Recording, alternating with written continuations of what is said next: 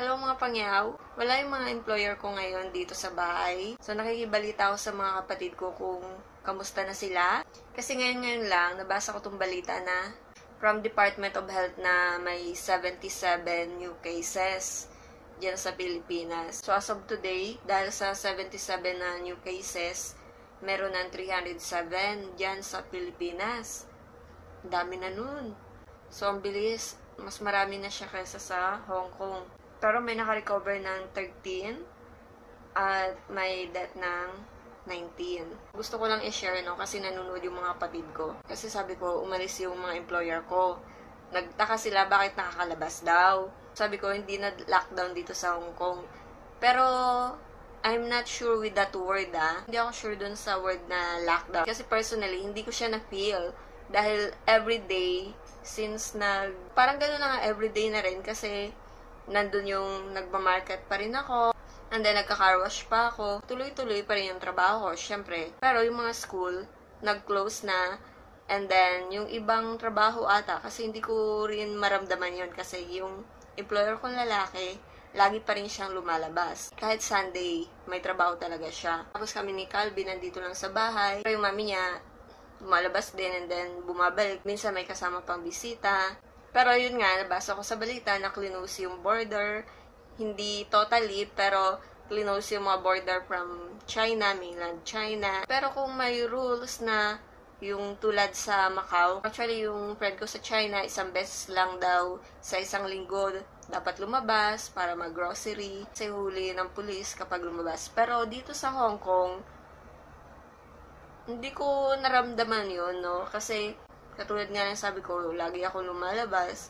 Pero nandun yung lagi akong nagmamask. And then, kailangan mag-ingat. Pero kahit hindi i-force yon, no? Dahil siguro takot din talaga yung mga tao dito sa Hong Kong na magkaroon ng virus. Yung tipong hindi na kailangan silang sabihan, no? Ng mga, wala akong nakikitang nag-a-announce. Wala. O kaya pulis na umiikot-ikot dito sa baba. Wala. So, kung merong advantage po yung pagpapanik. Nakita ko yun sa mga Chinese, no? Kasi talagang nagstay home sila. So, ganun yung nangyari dito sa Hong Kong. And naging medyo okay na siya. Kaya, nagsimula nang lumabas ulit yung mga tao. Yan, ganyan. Kinamusta ko din sila kasi alam kong nag-work pa sila. Napag-usapan nga namin na pwedeng isara muna yung shop. So, tinapos lang po yung work na mga natanggap na kasi bago magkaroon ng community quarantine, natanggap na siya. So, tinapos lang po ng DANPA. Ay, naka-uniform pala ako. Naka-uniform ako ng DANPA. Tinapos lang po yung mga gawang yon para sa mga customer namin. And then, yun, pina-close ko na po muna. And then, nag-send ako ng rules sa bahay namin na ito, sundin nyo to. Hindi dapat mag-panic. Pero kailangan maging wise. Dahil nga, nauna yung Hong Kong magkaroon ng ganong experience. So, gumawa ako ng mga rules na para makatulong sa kanila. Talagang sinabihan ko silang huwag matigas ang ulo. Sa mga kapatid ko po ito, no? Kasi sabi ko sana huwag silang feeling strong. Dahil hindi lang sarili nila ang pinag-uusapan dito, kundi si mama at papa ko. Una, dahil hindi na sila bata, and then meron na nga silang nararamdaman. And then may dalawa rin akong pamangkin sa bahay namin kasi magkatabi yung bahay ng kapatid kong lalaki at then yung bahay ko. Actually, pinagalitan ko sila. Talagang shinare ko yun. Kasi lumalabas pa daw si Papa para bumili ng ulam. So sabi ko, bakit kailangan si Papa ang lumabas? Dapat sila na malalakas. Actually, natanong ko na rin kung pinapatupad ba dyan yung home quarantine. Bawat pamilya, isang tao lang yung lalabas. Sabi ng kapatid ko, wala daw. Nanungkat na rin kung sino yung mayor namin kasi hindi ko kilala. Kasi simula nag-abroad ako, mga 2 weeks, 3 weeks lang ako magstay sa Pilipinas. Pero ngayon, alam ko na po kung anong pangalan niya. Sorry, pero na-compare ko tuloy siya sa ibang mayor. Sa mayor ng Udyongan. Reply ko, ay nako, daig ng Udyongan. Kasi karamihan ng relatives ko sa Udyongan, Romblon. And yun, napapatupad nila yung home quarantine. Nakikita ko may home quarantine pa sila. Yun, dun sa lugar namin wala. So sabi ko na lang, Basta kayo, please follow the rules sa bahay at huwag nang palabasin si Papa. Nabanggit ko rin sa kanila kasi nabasa ko sa news na lalo na may mga tumatakas sa ospital na positive. So, i-update ko lang kayo sa nangyayari dito sa Hong Kong, right now. Kasi akala ko okay na ang Hong Kong. Pero, nagulat ako dito sa news. Actually, kahapon pa to, Basahin ko po. Hong Kong records 48 new cases in daily, jump yet as experts warn about imported infections. Hong Kong recorded 48 new coronavirus infection on Friday, the biggest daily jump since testing began, as medical experts warned the influx of arrivals from overseas had raised the risk of resurging outbreak to its highest level yet. Ayun. So, ang dami nun 48. Pero good news, sa China naman, 3 araw, simula Thursday, Friday, and then today, 0 yung cases. Walang bagong cases sa China. The new confirmed cases take the city's total number to 256. And the top microbiologist said Hong Kong might be on the edge of an all-out war against an explosion in infections.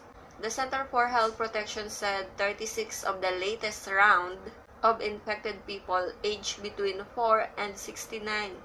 Wow. Bata 4 years old? Kawawa dito yung mga talagang mga bata tsaka yung mga matatanda. Age between 4 and 69 had a travel history. One of the local cases is a taxi driver who had picked up passengers from the airport. Kaya kailangan din talaga mag-ingat yung mga driver. When asked whether the government should ban non-locals from entering the city, Dr. Chuang Chokwan, head of the center's communicable disease branch, said all the fresh infections were residents except one, an Australian who had been to the United States and Portugal. He was transmitting at the airport and sent to hospital after feeling unwell. Ang rules na ngayon, since Thursday, March 19, lahat ng papasok na dito sa Hong Kong, kailangan na sumailalim sa 2 weeks home quarantine. Chuang warned the city might record a high number of cases in the coming days, as some of the cases had travel history of few days before. With the incoming number of residents returning to Hong Kong, we may see high number of cases for at least 2 weeks or more. Baka madoble pa yon kasi maraming ang pauwi, yung mga estudyante galing London, sa ibang bansa. The hospital authorities said it might need to further cut non-urgent services to handle the increasing number of infection. The jump in cases came as Hong Kongers were warned against letting their guard down. This is the worst time to relax because we're at the highest risk since this began. Yun din yung napansin ko, biglang parang siguro na napagod na yung mga tao. Actually, ako din. Napagod na ako na kakakulong sa bahay. I mean, mag-rest day kasi nakakalabas po ako ng bahay. Pero para mamalengke, para mag-car wash, yun lang. Pero since sinabihan nga ako ng mga employer ko na wag muna akong pumunta sa church kasi nga yun, avoid crowded places. So hindi na po ako lumabas. Pero syempre ang nangyari, since dito sila kakain sa bahay, minsan may pabisita pa, nakakaya namang hindi lumabas ng kwarto. And then magugutom din ako kung hindi ako lalabas ng kwarto, di ba? Tipong hindi naman nila ako inuutusan pero feeling ko work mode pa rin ako pag Sunday kasi hindi nga ako makalabas ng bahay. So, kailangan pa rin tumulong. And since maghapon nga sila dito sa bahay, kalat is everywhere. At hindi mo sila maaasang iligpit yon. Yung feeling na parang wala talaga akong rest day. So, last Sunday nga, lumabas na ako para mag-hiking. Although, sabi nila, wag muna akong lumayo-layo. So, ayan, inakyat ko po muna yung bundok dito sa likuran namin. Napansin ko nga rin yun, kasi dito din sa bahay namin, na lagi na talaga silang lumalabas. Mas matagal na sila sa labas kaysa sa bahay. Ganon din yung ibang tao, parang biglang nag-relax sila. Pero according dito kay Doc, feeling close kay Doc. Hindi pala si Doc ang may sabi, Prof. According kay Professor Gabriel Leong, this is the worst time to relax because we're at the highest risk since this began. Oh no. So, baka ma-extend ang pagbukas ng school. I'm not sure kung natuloy yung sa Macau kasi last na basa ko, mag-o-open na yung classes nila sa Macau. Pero parang may nag-positive ulit, imported case na businessman. Nag-positive siya sa COVID-19. 2 mass production lines approved with 5 more considered. Actually, hindi ko feel yung ubusan ng mask dito. Hindi ko alam kung saan nanggagaling yung mask namin. Pero, ang dami namin mask. It's absolutely critical, especially as we have this influx of Hong Kong returnees starting from a few days ago and continuing for the next few days. This is the highest risk and we must be extra vigilant. Yep, yun nga, maraming papunta o pabalik na mga Hong Kongers. Yung iba, estudyante from London. May nabasa nga ako sa isang comment sa isang news, no? Kasi natatakot siya. Sabi niya, pabalik na daw yung alaga niya from London. Hindi ko alam kung totoo, pero nabanggit niya doon na hindi daw kasi sila pinagmamas sa London. Leong said a large number of Hong Kongers returning from overseas could spark a secondary wave of infections, spawning more local clusters. Spawning ba yun? He warned that even a few patients spreading the disease could lead to large numbers of local clusters. He said such a scenario had recently played out in South Korea, which had more than 8,600 infections and close to 100 deaths. Ako updated sa South Korea, no? So, dito lang ako updated sa Hong Kong and sa Pilipinas. Pero thankful with South Korea kasi nagsisend sila ng help sa mga taga-Pilipinas.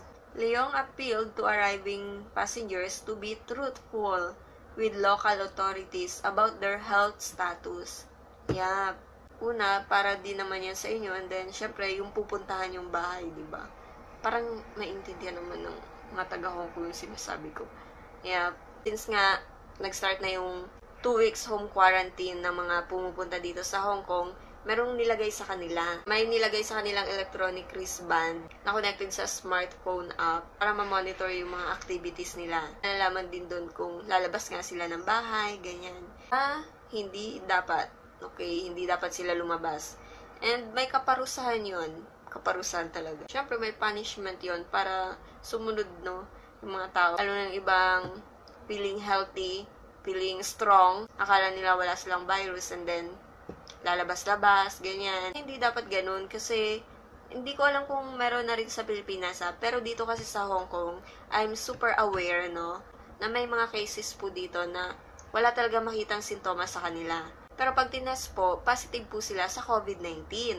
Baka magtaka po kayo bakit sila tinest, wala namang nakikitang sintomas sa kanila kasi may contact sila sa mga infected person. Actually, yan po yung mga cases ng mga nag-positive na domestic helper dito sa Hong Kong. According po sa PCG, Philippine Consulate General dito sa Hong Kong, yun nga, walang makitang sintomas sa kanila, pero positive po sila sa COVID-19. So, I think yun din, no, kailangan talagang maging more vigilant dyan sa Pilipinas kasi na maaaring mas marami pang cases, no, kung itetest yan lahat. Ibig sabihin na wala kang nararamdaman ay wala ka ng virus. Baka malakas lang yung immune system mo na kung hindi talaga magla-lockdown at tapos matitigas pa ang ulo ng mga tao dyan sa Pilipinas, hindi rin susundin yung home quarantine, yung social distancing, and then kung kailangan mo talagang lumabas, kailangan mo mag-wear ng mask. Yan din yung actually nakita kong nag-control dito, no, sa Hong Kong kasi lahat ng tao, yung tipong kahit anong sabihin ng news na yung may mga sakit lang yung dapat mag-wear ng mask. Pero, dahil nga takot lahat ng tao at yung mga cases nga na walang sintomas, para sigurado, nag-wear talaga ng mask. Notice ko lang din na kapag wala ka kasing mask, talagang lalayuan ka ng mga tao. Pero kapag may suit kang mask, yun, medyo comfortable yung taong okay tumabi sa'yo, ganyan. Akala ko nga babalik na sa normal kasi yun yung nakikita ko. But, based on this news, hindi ko alam sa mga susunod na araw, no? So, yung enhanced community quarantine dyan sa Luzon, pwede pa yung tumagal kung hindi lahat makikiisa. top microbiologist Hu Pak Leong, also of HKU, said the city should brace for as many as 200 imported cases of COVID-19 in the next 2 to 3 weeks, likening the local crisis to a war. Ho suggested isolating arriving travelers at hotels, otherwise they will be sharing bathroom facilities with others and risk infecting them. Oo nga, syempre kung uuwi sila sa mga bahay nila and then maliit lang mga bahay dito and then isang CR lang, isang kitchen, nako, posible talaga makahawa. And katulad nung post ng isang friend ko, no, na pabalik na rin yung alaga niya, madadamay siya sa mako-quarantine, 2 weeks quarantine. So, hindi rin siya pwedeng lumabas. So, ito yung problem When one patient passes the virus to 2 people in the community to form an unknown number of hidden transmission chains, then it's very likely that we will have 400 to 600 cases in the next 2 weeks. Yeah. Kung hindi nga susunod yon, yung, for example, yung 200 cases na yon, then, yun nga, we will have 400 to 600 cases in the next 2 weeks. Oh no. And then, ganun din sa Pilipinas. So, kung hindi talaga susunod, hindi siya ma-stop. Talagang mag-multiply yung cases natin. So, na-imagine nyo po, kung wala kang sintomas and then positive ka, pero hindi mo alam na positive ka kasi hindi ka nga natitest, and then lumabas ka, nag-outing ka pa rin, nakipagkwentuhan ka pa rin sa kung saan-saan. Pwedeng ikaw, healthy ka, kaya ng immune system mo, pero paano naman yung mga katabi mo? Lalo na yung mga bata at yung mga matatanda na mahihina yung mga immune system. So, sila yung kawawa. Walang kung totoo yung nakita kong video, pero hindi ko kasi tinapos kasi hindi ko kaya panoorin. Yung mga bata, nahihirapan silang huminga. At ang malungkot pa noon, no, kung kamag-anak mo sila or kapamilya mo sila, hindi mo talaga sila pwedeng puntahan. Kasi talagang pagbabawalan ka. Imagine that, yung hirap na ma-experience nila. Tulad nung nabasa ko sa Facebook, no, you can be a hero. This time, sa panahong to, no, you can be a hero by just staying home, doing nothing, just staying home. You can be a hero. Una, para safe ka, no? Hindi ka mahawaan. Pangalawa, baka ikaw kasi yung carrier na hindi mo alam, malakas lang yung immune system mo. By staying home, practicing social distancing kahit nasa loob ka ng bahay nyo, wala kang mahahawaan. Ito din sa Hong Kong, mga pangyaw, no? If that happened, Hong Kong is at war. Ganun din sa Pilipinas. If that happened sa Pilipinas, then Philippines is at war. One of the new cases on Friday involved a member of Pure Fitness Gym in Central, where 2 others were earlier confirmed as infected. Another concerned a female Standard Chartered Bank employee who attended a wedding banquet. Actually, dito sa Hong Kong po, no, na-monitor po namin kung saan yung may mga positive. May mga pasyenteng nag-positive sa COVID-19 para maiwasan namin yun. So, hindi ko maisa-isa sa inyo, pero pinopost po yan, no, ng PCG. Actually, meron silang listahan yan. Hindi ko na po na-check right now kasi hindi na nga po ako lumalabas. Pero before, nung nagpaplano ako lumabas, yun, nakikita ko siya. If you want, no, lalo na kung, ayun, allowed kayong lumabas ng bahay, sinabihan kayo ng employer nyo pwede kayo lumabas, then you can check that places, no, then iwasan nyo na lang po muna doon. Tulad din ng sabi ko, no, mga pangyaw, kahit sa loob tayo ng bahay, mag-ingat pa rin tayo, be more vigilant, kasi, yan, kasama natin sila. Ako, actually, napansin nila, umiwas akong sumabay sa kanila ng pagkain. Una na akong kumakain, then, kapag kakain na sila, nasabi ko ng, I eat already. Kasi, lagi silang lumalabas And then, follow na lang din tayo sa mga rules ng mga employer natin, no? Kasi, alam ko may iba't ibang rules ngayon sa bahay. Especially sa nangyayari ngayon. Like, pag uwi mo ng bahay, sprayan ka ng disinfectant or alcohol sa buong katawan bago ka papasukin. Then, may mga ganyan-ganyan. So, follow mo na lang sila kasi may mga nabalitaan din akong na-terminate sila ng mga employer nila.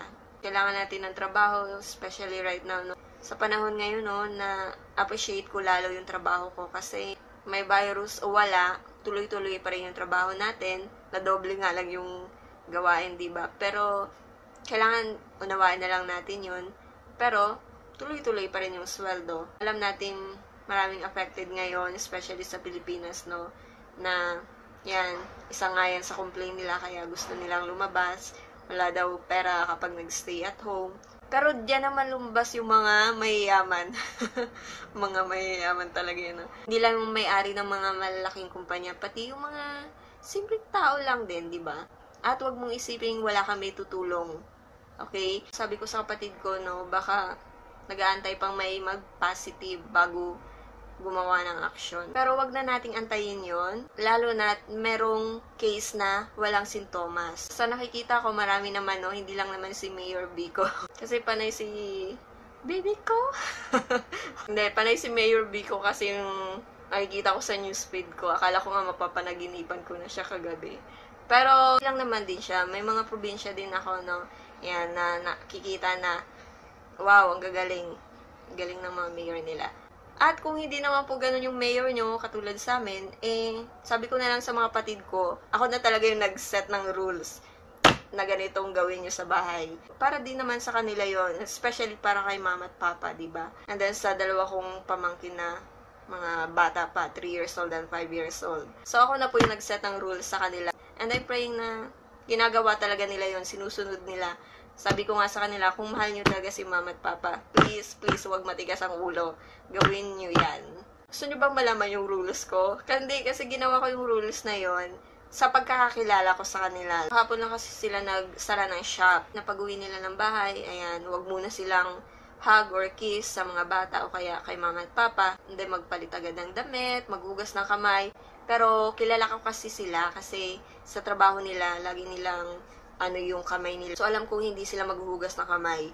Kasi kilala ko sila. So, sabi ko, kung ayaw niyo maghugas ng kamay, mag-alcohol kayo. Okay?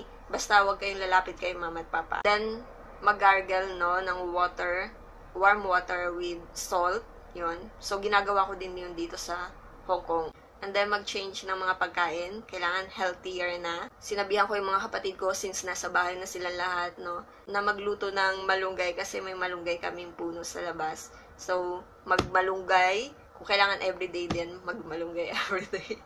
And then, mag-ginger tea para kay mama at papa. And then, para sa kanila din, actually lahat. And then, bumili ng vitamins. Kasi, syempre, sa huli, hindi natin pwedeng isisi sa mayor natin, sa pangulo natin, yung mangyayari sa atin, diba? Kasi, may mga sarili tayong desisyon. Yung mga, may magagaling na mayor na nga, may nahuhuli pa rin mga matitigas ang ulo. Mga pasaway. Ayan, akala vacation time tong virus season. So, ibig sabihin yan, talagang nasa sarili natin. So, kung hindi man ganun yung mayor natin, sana ma-encourage natin, no, na be a Biko. Let's be responsible, no, sa sarili natin. Sa sarili nating bahay. Tayo yung gumawa ng sarili nating rules sa bahay. Para sa kaligtasan po natin ng bawat isa dyan sa loob ng bahay nyo. And then, at the same time, sa community natin, sa buong Pilipinas. Nawa ko tong video to actually para mapanood ng mga kapatid ko. Kasi bihira din akong tumawag sa kanila para malaman nilang okay ako dito sa Hong Kong. Super bihira. Ayun, through chat lang. Pinapayos ko pa lang yung internet connection sa bahay. At katulad po ng sinasabi ko sa kanila, no, don't panic, pero be wise. Be more vigilant and pray. Nakakatuwang makita at mabalitaan na yung mga bansang kahit affected sila ng virus na to, like China, South Korea, nandyan para tulungan tayo. Even Bill Gates, diba? And yung best friend ko, si Sir Jack Ma, naki-best friend. Pero wag mong isipin na wala kang magagawa. Do your part. Be responsible. Just stay home. Sa mga pangyaw, kung gusto nyong basahin yung binasa kong news, lalagay ko sa description box. At sa mga may planong pumunta dito sa Hong Kong, makibalita na lang po kayo, no? I-announce naman yan ng Pangulo natin. And you can like and follow the FB page ng PCG o yung Philippine Consulate General dito sa Hong Kong. Kasi nagpo-post sila ng mga information na dapat nating malaman as OFW dito sa Hong Kong. Or you can just follow my FB page. Yun, sinashare ko din naman doon. So don't worry too much, stress din yan, no? Pwedeng manghina yung immune system natin sa stress, sa mga nangyayari ngayon. Dahil nang lagi kong sinasabi sa mga kapatid ko, don't panic, but be wise. Be more vigilant and pray. And in God's time, matatapos din po ito. Yun lang mga pangyaw. At kung may mga tanong pa kayo, you can just send me message po sa FB page ko. Thank you for watching. Bye. God bless.